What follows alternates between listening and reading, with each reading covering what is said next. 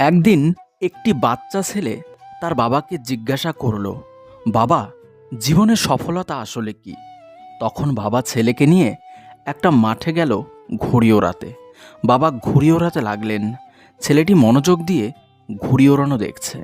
কিছুক্ষণ পর সে বলল, বাবা, সুতোর কারণে ঘুড়িটা বেশি দূর যেতে পারছে না। আমরা কি সুতোটা কেটে দেব? বাবা সুতো কেটে দিলেন। এবার ঘুড়িটি আরও ওপরে উঠতে থাকলো এবং ক্রমশ দূরে যেতে থাকলো। কিছুক্ষণ পর দিগন্তে হারিয়ে গেল।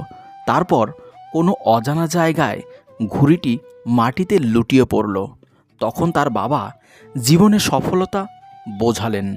আমরা যে ওপরে উঠতে চাইছি সেই ওপরে ওঠা কিছু রীতিনীতি দ্বারা বাধাপ্রাপ্ত হচ্ছে, যেমন সংসার, পরিবার, সমাজ ইত্যাদি। আমরা এগুলো থেকে বাধামুক্ত হতে চাইছি।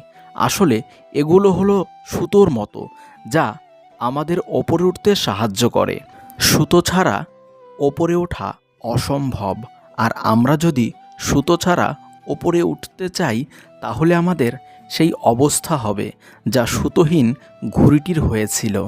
তাই সাফল্যের চূড়ান্ত সময় নিজেকে নিয়ে যেতে সেই সুতোর সাথে কখনো সম্পর্ক বিচ্ছিন্ন করা যাবে না। পরিবার, আত্মীয় স্বজন, সমাজকে সঙ্গে নিয়ে ধীরে ধীরে নিজের লক্ষ্যে অটুট থাকুন। যদি লক্ষ্যে পৌঁছতে মাঝপথে অনেক বাধা বিপত্তি আসে, সেই বাধাগুলোর অনেকাংশ আপনার সুতো মানে আপনার পরিবার শোষণ করে নেবে। আর ধীরে ধীরে আপনি আপনার কাঙ্ক্ষিত সাফল্য পেয়ে যাবেন। ভিডিওটি ভালো লাগলে একটি লাইক করো আর চ্যানেলটি সাবস্ক্রাইব করে পাশে থাকো।